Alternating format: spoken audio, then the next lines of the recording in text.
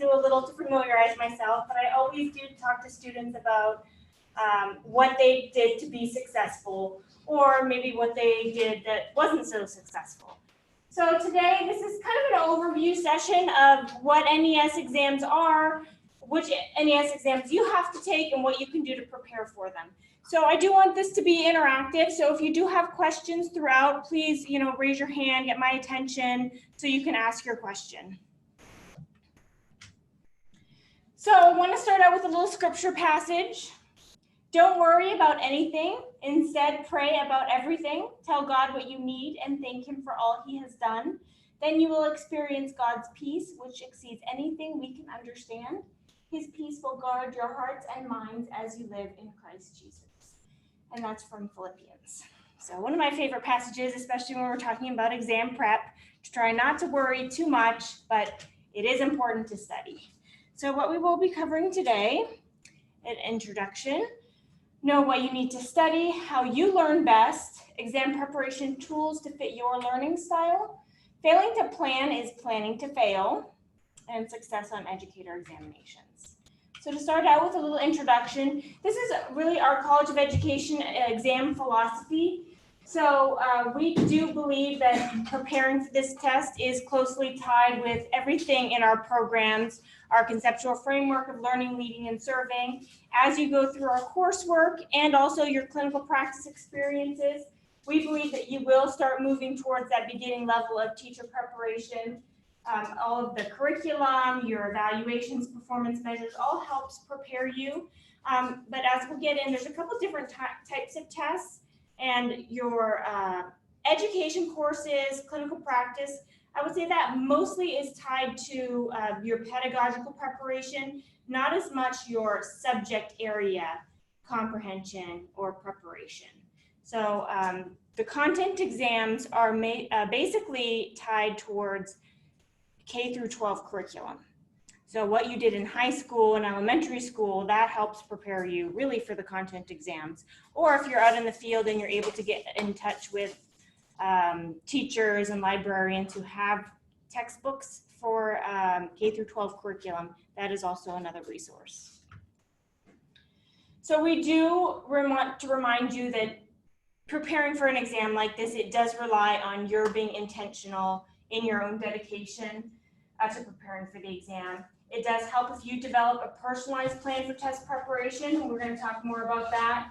Setting the areas that you need to focus on. It is very much an individualized preparation, and then apply test-taking strategies. Which also, I wanted to see if, does anyone have a piece of paper to pass around? I wanted to get your email addresses so that we do have some additional test-taking strategies and resources, which I didn't print out for you today, but I will email to you. So would someone like to volunteer to get us started with a sheet? You want us to do it? Okay, go ahead and pass around a paper. Please put your first name, last name, and email address is all I need, but make sure you write clearly so I can read your email addresses. Okay, so there are a few different exam types, and your field experience counselor may have discussed this with you already or not. There is a basic skills exam. Here, if we are certifying in Arizona, we do not have to take a basic skills exam, but you may need one if you're preparing to certify in another state. And then we have a content or subject knowledge exam. So it's the same type of exam. You may see it referred to as content knowledge. Some other people call it subject knowledge. It's the same thing. A content knowledge exam covers that content area of expertise that you will have as a teacher. So if you're preparing to be a secondary, like high school math teacher, math is your content area of expertise. So your NES subject or content knowledge exam will only cover math. We'll cover a lot of different areas of math, but it will only cover math. Now, if you're going to be an elementary school teacher, your content area exam is all of the core content areas.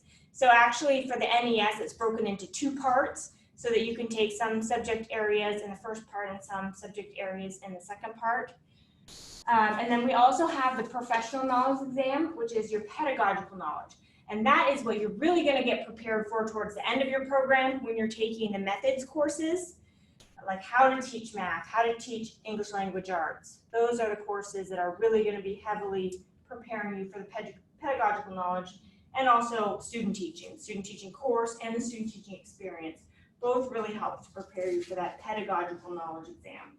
Those are all those skills about how to teach. Teaching skills, classroom management skills, what would you do in this scenario? That's all pedagogical knowledge. Versus the content knowledge, which is actually doing math problems, doing science problems, showing that you're prepared to teach that content area. And sometimes a pedagogical knowledge exam is given as an exam, and sometimes it's given as an assessment. Here in Arizona, if you're preparing to certify in Arizona, it is an exam, just like the subject knowledge test. You go in, you sit in front of a computer, you take the test. But in some other states, it's an assessment where it's like a portfolio project. So if you're preparing to certify in another state, make sure you know if you need to do that portfolio style assessment. So we know the exams required are going to be very different for you depending on your program, the certification that you're preparing to obtain, and also the state. So we'll talk mostly about Arizona, but if anyone has any particular questions about other states, I'll do my best to answer that. But you do, of course, have your field experience specialist who can help you understand a specific pathway for you.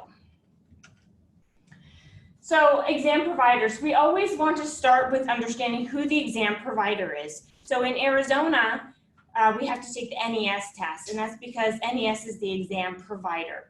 So when you're looking for the test materials, any information about the test, you're going to go to the NES website, which is nestest.com. And then in other states, they have other state-specific exams who are hosted by other exam providers. ETS is a very common exam provider who has the Praxis and the GACE. Many of you may have heard about the Praxis. It's very common across the country. And then there's also tests that are accepted in Arizona.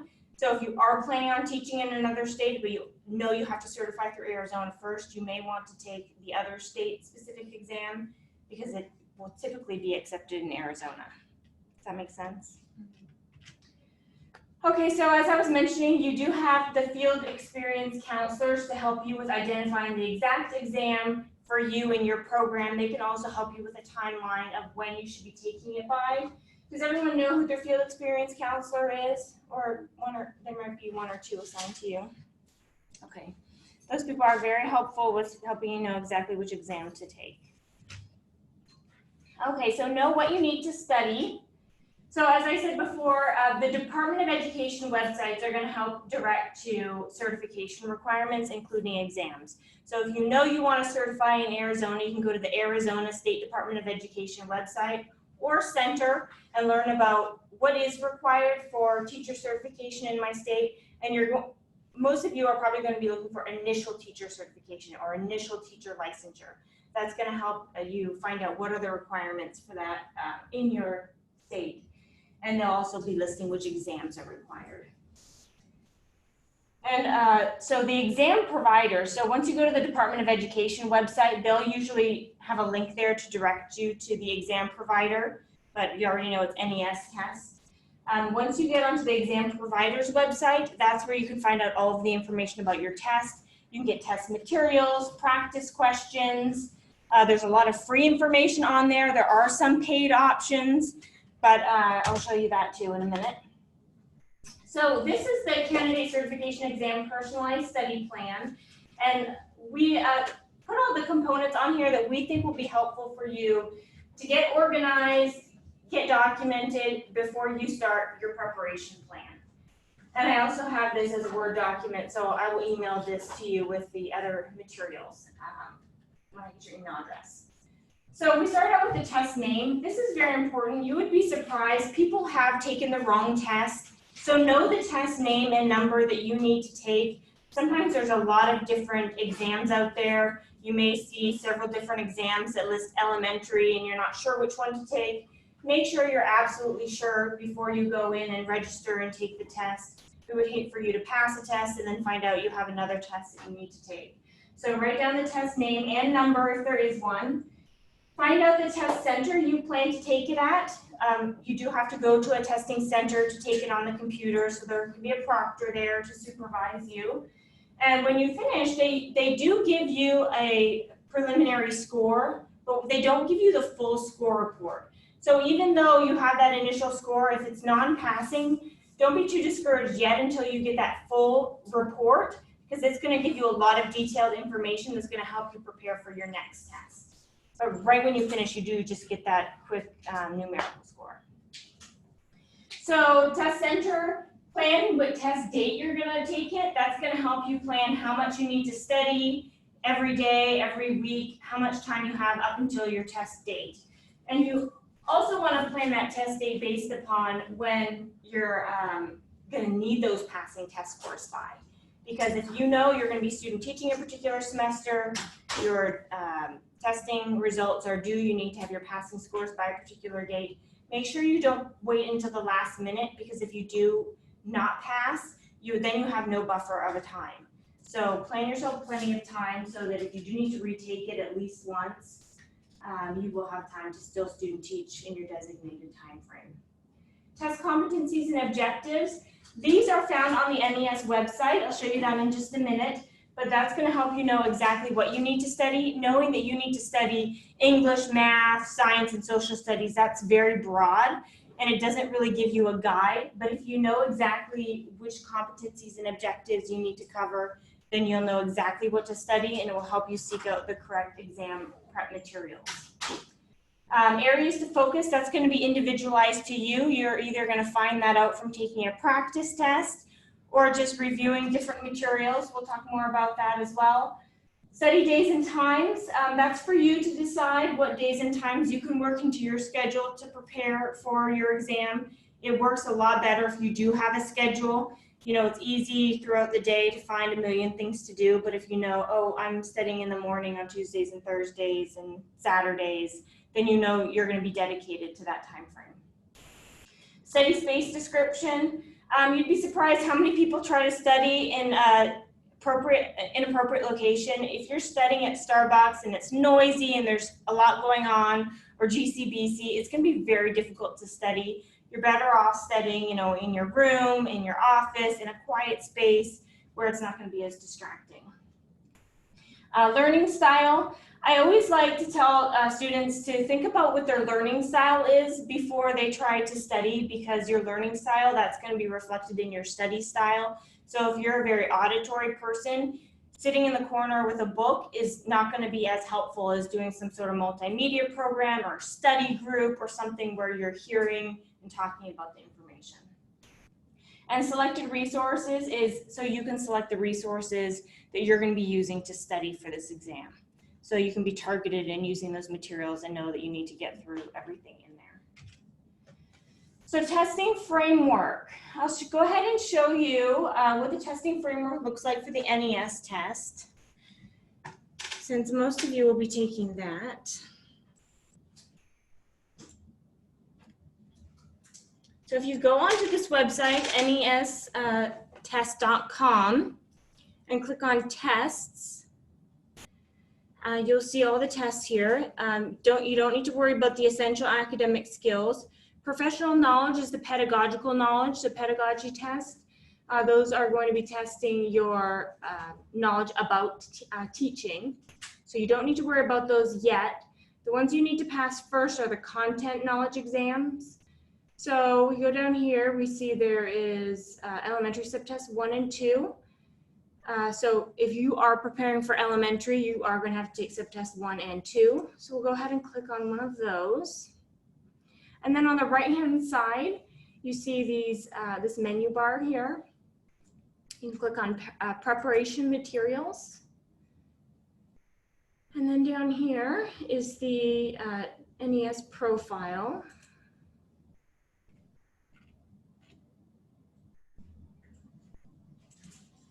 So you can click on each of these to see what are the content, what competency areas are covered on the test.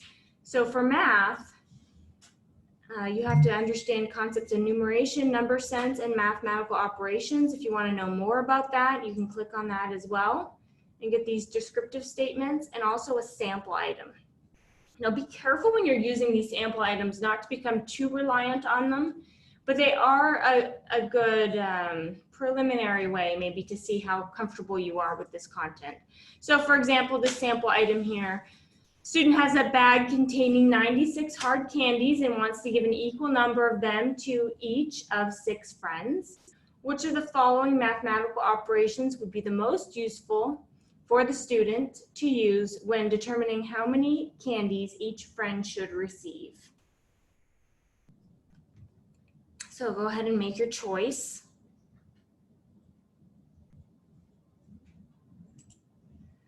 And here we see that the correct response is B, and it gives us a little explanation why.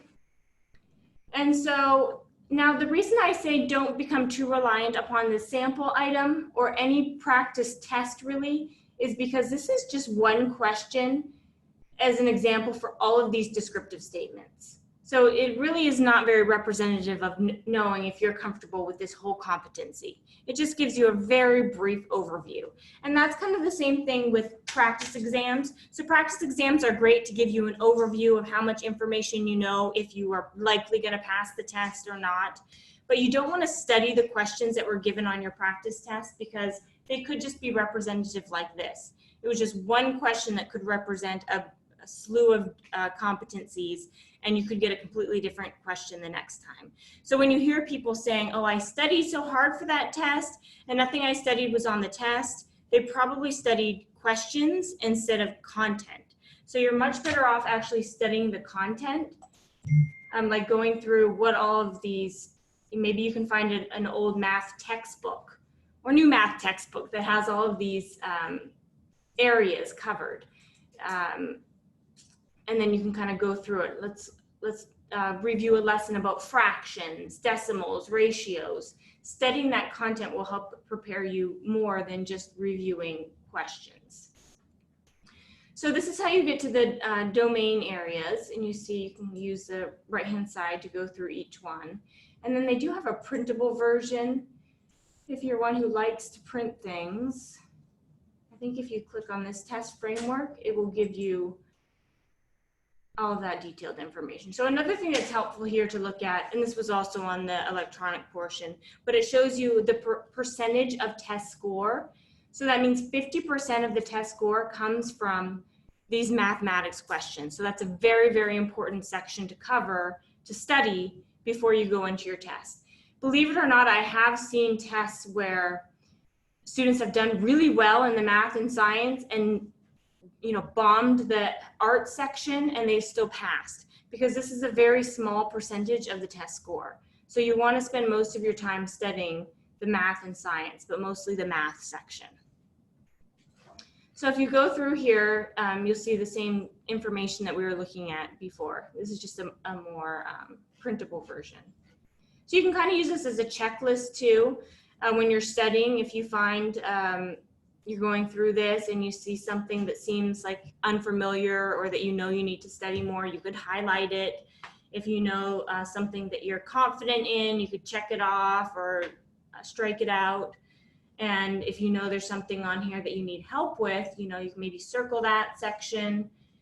We do have help in our ACE Center for these exams. So you could make an appointment to work with our educational specialist to study a particular component. I would not suggest that you go in and say, I need help studying for my NES test, because those study sessions are so short. I think they're 30 minutes. You're not going to be able to study for your whole NES test in 30 minutes. But if you know, for example, you need to study earth science, well, they could probably help you in 30 minutes study earth science. So you kind of need to do a little legwork on your own first, but it can be very helpful. So that's the NES test framework. Very helpful to have either electronically or on paper next to you when you're studying, so you can kind of use it to check off things, take notes, and know where you're at. Also helpful if you're using it like a textbook that doesn't come from the NES and you want to use it, say, on geometry. If you have your framework handy, you can make sure you're not studying anything that won't be on the test. A textbook covers many different chapters, and you want to make sure you're referencing to make sure it is part of the test framework. Otherwise, you're going to be wasting your time studying that concept. So we know exam content becomes exam questions. This is kind of what I was telling you before about studying questions versus studying material. You definitely want to study the content and not the questions, because the content will become the questions. If you're studying the content, you'll be prepared for the questions. You don't need to worry about studying the individual questions. Beginning your personalized study plan. So this is the study plan that I was showing you earlier with the table. Your personalized study plan, that's going to help you prepare. That's going to help you keep track of all of the elements you need to know. You remember there was that line, what you need to study, what are your competencies. So you have all of that information. You know what you need to study more, what topics you need help with. Now, I would say that you want to estimate 7 to 10 hours per week when you're studying. Now, this isn't going to be for, you know, a whole semester, a whole year, but the time period that you're using to study hard, and it's going to make you prepared for the test. Then you only have to take the test once or twice versus taking it over and over and over again, because you're prepared and you put in the time. So consider what days and times will work best for you. Make sure you're dividing up the content. You know, on this day I'm going to study, you know, fractions, for example. On this day I'm going to be studying algebra. Whatever it is, so that you can focus on that during that time period and you're not going to become too overwhelmed. And same thing with making a to-do list. Maybe you're going to read a chapter in a book, or you're going to watch a multimedia video on some certain concept. Whatever you're going to do, just check it off and know that you're making good use of your study time. We talked a little bit about this. A study environment usually is best when you have some natural lighting, a window, it's not too noisy. I say if you're a person who likes to listen to music, maybe some instrumental music, something that's not going to be too distracting or, you know, put you to sleep. Some of this material isn't the most exciting, so you definitely want to have, you know, a good set place that's going to work well for you. Okay, so let's talk about some strategies. So I told you about this earlier, using your preferred learning style to determine what your study style is. If you like a place to be quiet, if you like to read information first, if you like to do a task in large or small chunks, that's also going to help you when you're studying. Same thing with your learning style.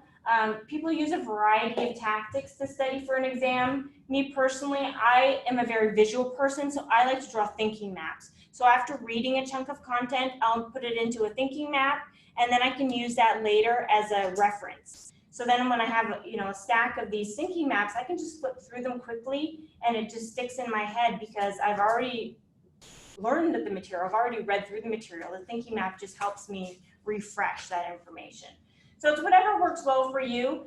Some people who are very kinesthetic, they will find, you know, walking on a treadmill and reading something or referencing something will be helpful for them because of that movement. Other people who are more auditory or linguistic like to do those multimedia. Khan Academy has some of those where they're kind of teaching it to you as you're looking, and they show a visual and words, and it's auditory. Also, TeacherTube has some of those. So if you're looking up a particular concept, they'll kind of teach it to you with a multimedia presentation. So think about what your learning style is, and then seek out materials that will help align with whatever that may be. And then make sure you're doing active preparation. So if you're kind of just sitting there reading information, it may not stick as well as if you're doing something. You know, I said I like to make the thinking map. So not only was I reading the information, but I also was doing something with it. So it was more active preparation. The same thing works for flashcards, because if you're making your own flashcards, you know, you're creating that as well. There are also flashcards that you can get online. There's some free ones on Quizlet, preparing for the NES test. That's a popular resource. I've talked to students who have passed, who have used those. So that's something that you could use. Some students like to make outlines, concept maps, summarizing. If you're looking for a strategy that will work for you, I have a few links here that show some memorization techniques, and you could use one of those too if you'd like. Also, I do encourage you to read in your subject area. So read and also talk to experts, maybe go on websites, because you're going to be learning that academic language that is going to be commonly used throughout the test. You're going to see terms that might be unfamiliar. Maybe a term that's in one of the multiple choice answers could throw you off if you're not familiar with the lingo. So talk to teachers, go on educational websites, read educational materials, and just be comfortable with that language that's used. And if you're one who likes to study in a group, definitely do that. It is encouraged because when you're talking to other people about the content, it's kind of the same thing as teaching. They say when you teach something, it helps you remember it better as well. And so when you're working with a group and you're kind of working together and you're trying to explain something to someone, that helps you remember it too because you're saying it out loud, you're thinking of a good way to remember it. Someone else might have a good memory technique for some other piece of information. And we've all had different teachers and different experiences. So someone else might have something that can help you too. And that doesn't mean every time you're studying for this exam, you have to get your whole group together. But maybe once a week or once every few days, get your group together and talk about what you've been studying, what resources you've been using. Maybe if somebody found a good set of flashcards on Quizlet, and then just talk about how you're making progress. It'll also help keep you accountable to your studying. So as you're preparing with a group and you go in on test day, you'll feel that support. So we talked a little bit about flashcards. I do think flashcards are helpful for certain topics. You can make your own flashcards or you can use digital flashcards. That box up in the right-hand corner has some digital flashcard ideas if you'd like to make some of your own. Google Docs, I think, has an add-in for a particular educational technology that will help with making those flashcards. So those are good because then you can take those anywhere. You can do those with your device. So. And then mnemonics can be good for remembering lists and procedures. I'm sure everyone has heard, please excuse my dear Aunt Sally, for the algebraic function, parentheses, exponents, multiply, divide, add, subtract. So mnemonics can be helpful too. You just, of course, don't want to have too many of those because then you have a lot to remember with that too. So let's talk about some exam preparation resources and tools. So we talked a little bit about the NES test website. They do have practice tests on there that you can purchase, which is good, particularly if you're very nervous about taking the exam. If you purchase a practice test and it shows you that you would pass, then when you go in for the actual exam, you'll be confident and not so nervous. Also, taking a practice exam can be good if you just want to go in maybe cold turkey and see what are the areas I need to study. Maybe you'll go in and just find out you're doing very well in math and arts and you just need to study science. Well, then that helps really narrow down for you as to what you need to spend your time on. Same thing goes if unfortunately you have taken the test before and you were unsuccessful, you get that detailed score report and it shows you how you performed in each domain area. So the next time you are preparing for the test, you don't have to study everything on the test. You just have to study the domain areas that you didn't do so well on. So those are some of the resources you can use from the NES website. There's the practice exam, and they have also a study booklet that you can order. I think it's about $20, maybe $25, but it's really helpful because it's the material that's coming from the exam provider. So they're the people who are making the test, and they've also made this study booklet. So it actually covers each section that's going to be tested in detail.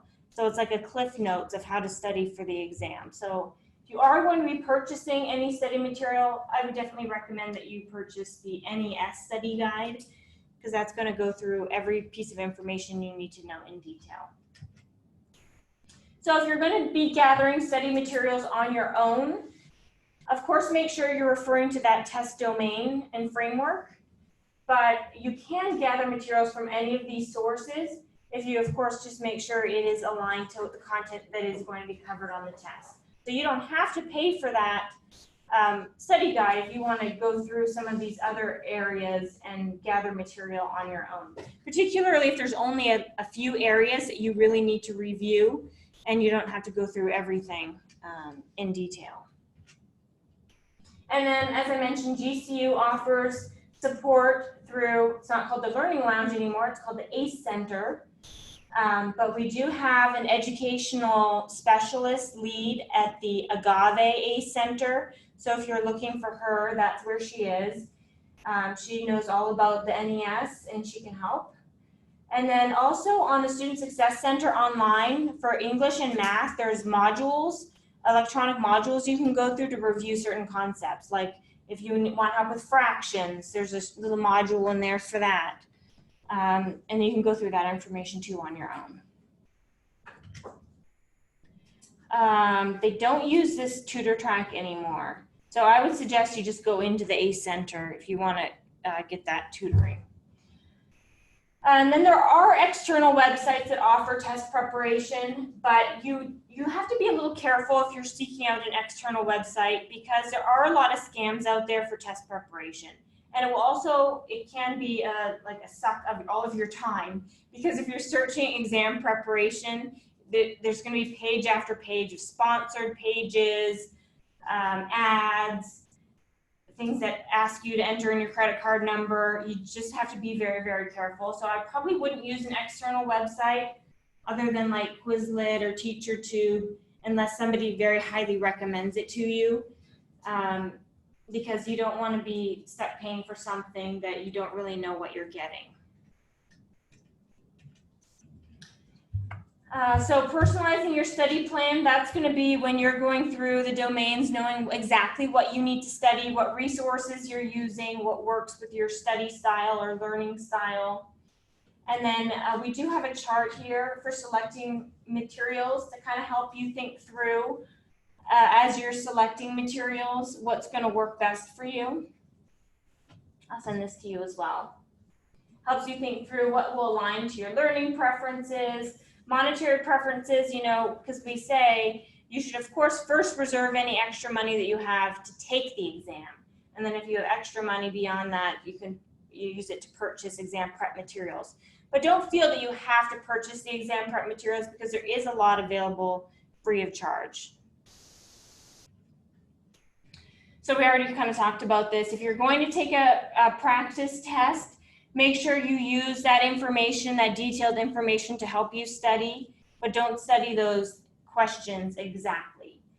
And yes, there is a test available from the NES that will give you that good idea and that breakdown of how you did on each domain area. So that's a little more about the score report. We discussed that. So this is a sample NES Score Report to kind of show you what it looks like and how you can use the breakdown. So this was an elementary education subtest 1. So it covered English language arts and history. And you can see that this test taker did pass the test, but I'm still using it to show you how you can use this report even if you didn't pass to study in the future. So this candidate did very well in reading English language arts, maybe not so good on purpose of texts, but did really not well at all on social studies. So if it was a non-passing score, I would probably recommend to this candidate to study purpose of text and also, you know, obviously all of the social studies areas. But this candidate wouldn't need to go through and study those other areas again because as you can see, the candidate did well in those other areas. So a retest, the preparation would be a lot easier. But this candidate did pass, so it's a good reminder of how looking at the percentage of test questions, the bulk of the NES Test 1 is on English language arts. So by studying that really hard, you're going to have a good chance of passing, even if you don't study the social studies as much. But of course, you want to have a good, well-rounded knowledge of all content areas because you are going to be student teaching. You are going to have to teach these content areas. So basically, you want to know them anyway. But as you prepare those weeks leading up to the test, you know, study hard the content areas that are going to be covered on the test. So this is a preparation log and reflection documentation. I know it looks a lot like a student teaching log or practicum log. But the whole purpose behind this is, you know, I'm sure you've seen people who have used a log like this to check off, you know, they went to the gym every day this week or every other day this week, or people who have used it, I've eaten healthy 3 days this week, or checked off, different things that they're keeping track of in their lives. This would just help you keep track of the days that you've studied for the exam. So we say a good preparation period is about 12 weeks. So if you plan to study, 10 hours a week, you can, keep track 2 hours here, 2 hours here, 2 hours here, 1 hour here, and then we've done 10 hours for the week. So it just kind of helps you as you lead up to test day, so you don't get to 6 weeks in and say, well, have I been studying enough? You know you have, because you've been keeping track of it. It also just helps keep you accountable to making sure you do put in the time and that you're using the time wisely.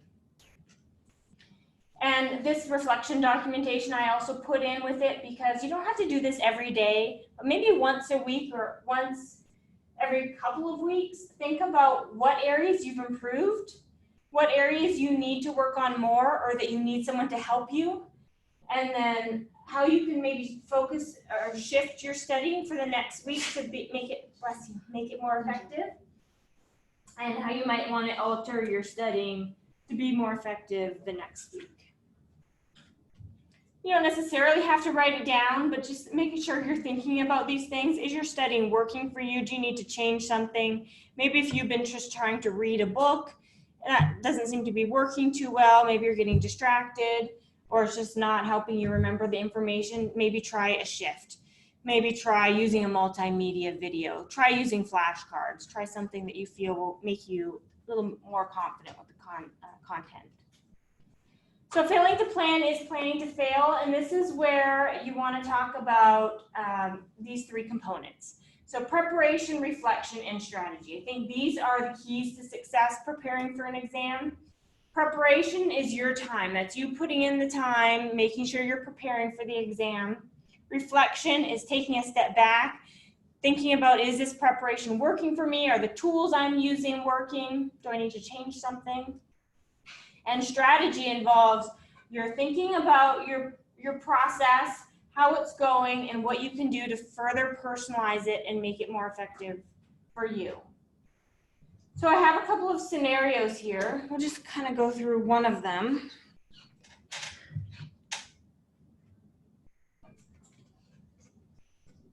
So we'll go through Jane's scenario. Jane has researched the testing requirements for her state. She was preparing for the NES mathematics exam, so that would be the secondary one.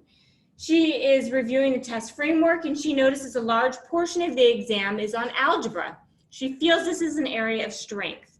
She reviews the objectives aligned with the algebra domain, and she notices some academic vocabulary and terminology that seems unfamiliar. She visits mathwords.com to review the terms she is unfamiliar with. Then she visits Khan Academy and Purple Math to increase her understanding of the concepts. Having started with the algebra topics, she jots down a few objectives in this area she would like to work on more tomorrow. She also plans to meet with a colleague to discuss algebra solutions. So do you see how she was able to use, not only she's using free resources, but she's also using metacognitive strategies to think through what's working for her, what direction she needs to take next, what resources she needs to use. So as you think about that scenario, think about yourself and how you can use that type of a strategy to make your test preparation effective.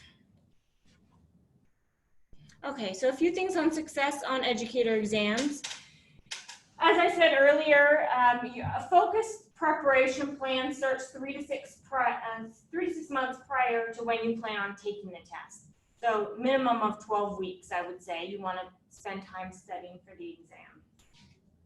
You can use a variety of resources, but make sure you do have a reasonable timetable for preparation, practice, registration, test administration, and scoring, so that you make sure you have that time prior to when you need those scores by and the deadline for your student teaching application. And then just a few tips for the morning of the test.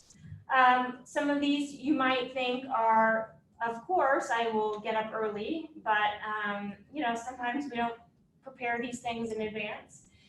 Make sure you wear layers. It could be hot or cold in the classroom. You never know how their air conditioning is going to be working. Try to avoid people who are anxious or nervous. If you get to this test center and there's somebody, freaking out and throwing a fit, try to just, move away and just be at peace. Know that you've put in the time, you've studied, you're ready for this test. Be calm, take deep breaths, visualize, how you'll feel after passing the test.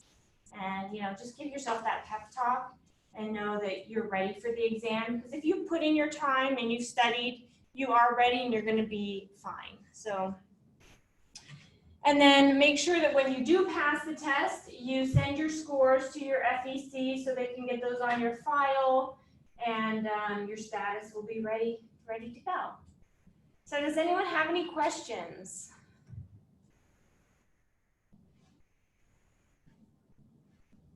Has anyone taken the exam already? No? I have. Oh, you have? At least twice. Been close. I've gotten like a 106 and a 208. Okay, that's very close. So have you used your breakdown of how you've done on the score report to focus your studying? It's hard to find information. That's why I'm stuck to help study that would get the extra books that I need. Okay. Well, maybe try Teacher Tube. They have some good lessons in Khan Academy. I think those are my two favorites. Any other questions? Did everyone sign the paper? If you do think of any questions or if you need any help, send me an email, Tracy Vasquez. I'm going to write my name up for you, but there's no pens. You can always come and see me too. I'm in the College of Business building. We're on the 3rd floor in the College of Education offices. So good luck, everyone. And you